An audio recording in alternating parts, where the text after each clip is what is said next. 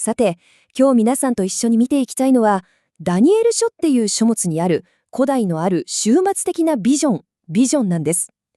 これね、何千年もの間、本当にたくさんの人々の心を掴んできた、ものすごくパワフルな話なんですよ。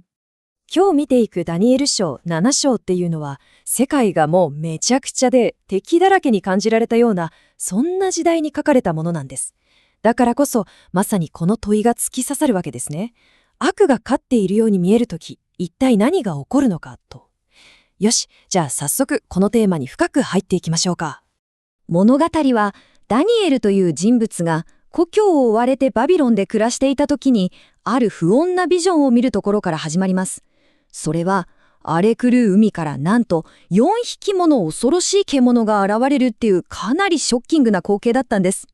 で、この獣たち、ただの動物じゃないんですよ。ポイントは、この大いなる海が象徴する混沌とした世界から出てくるっていうこと。つまり、これらは堕落して罪深い世界が生み出したもの。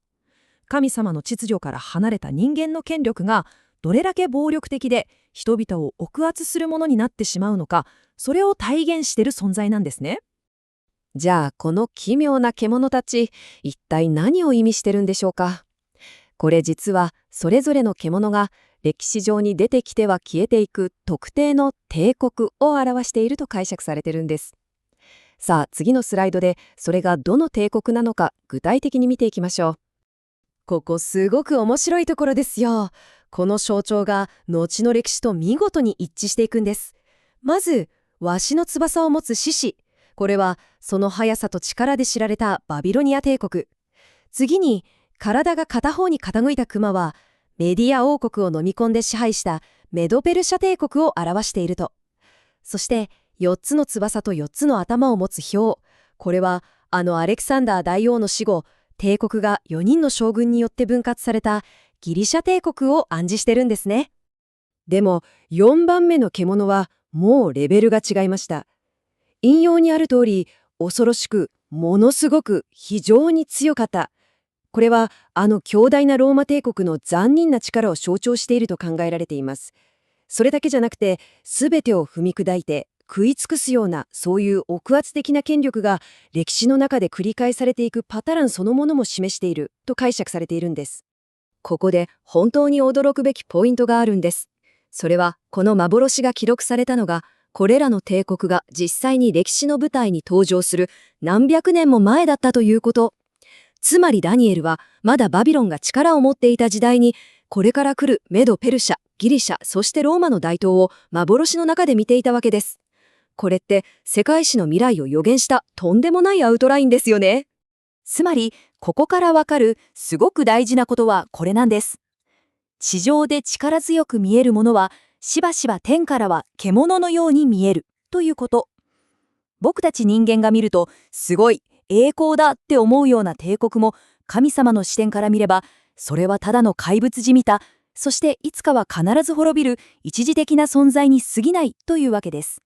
この恐ろしい見物のビジョンがクライマックスに達した、まさにその時です。ガラッと場面が変わるんです。地上の混沌とした世界から、一気に宇宙の中心にある究極の権力の差、法廷へと視点が移ります。ダニエルが見たのは、日の老いたるものと呼ばれる存在。これは永遠の昔から存在し、すべてを裁き支配する神様のことですね。その方が無数の従者に囲まれて、燃え盛る炎の俗座に座るんです。真っ白な衣は純粋さを、そして炎の俗座は厳正な裁きと、誰も近づけないほどの聖なる力、それを象徴しているんです。この対比が、このビジョンの核心部分をすごくわかりやすく見せてくれますよね。地上では銃のような帝国が好き勝手に暴れて混沌としている。でも天ではどうでしょう。そこには絶対的な秩序と権威がある。地上の権力は一時的で不安定ですけど、天の法廷は全く動じることなく、永遠の正義に基づいてこれから最終的な判決を下そうとしているんです。さあ、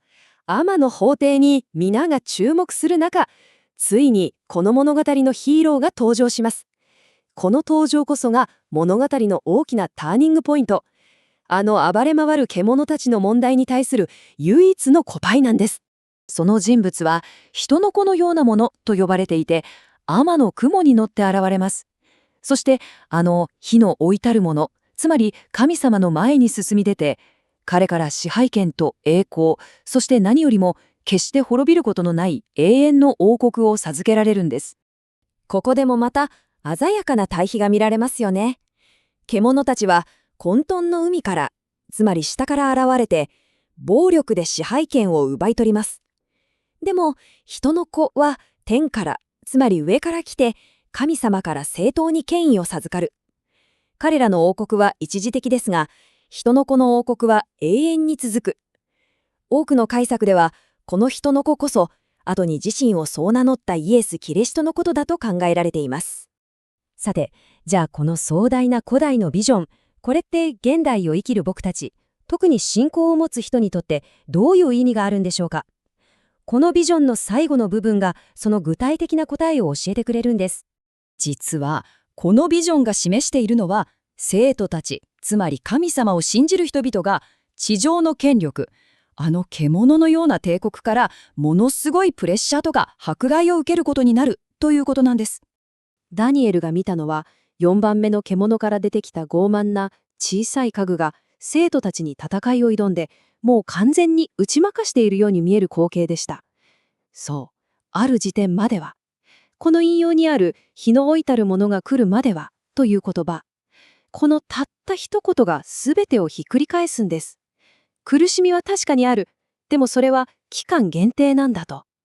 迫害は最終的な結末じゃないんだっていう力強いメッセージなんですね。ということは、この話から僕たちが受け取るべきメッセージは、すごく実践的な3つのステップにまとめられると思うんです。1つ目は、楽な道より神様に対して忠実であることを選ぶこと。2つ目は、どんなに状況が悪く見えても、最終的には神様が全てをコントロールしていると信じること。そして3つ目、結末はもう決まっているんだから、希望を持って耐え忍ぶこと。この3つですね。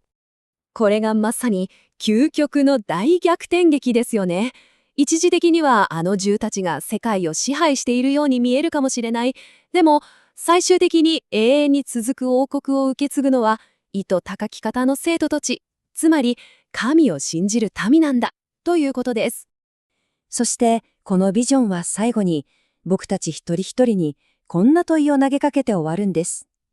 もし、この地上の国や権力がすべて一時的なものだとしたら、あなたの希望は一体どこにつながれているんですかと。移ろいゆく影のようなこの世界で、本当に永続するものとは何なのか、それを深く考えさせられますよね。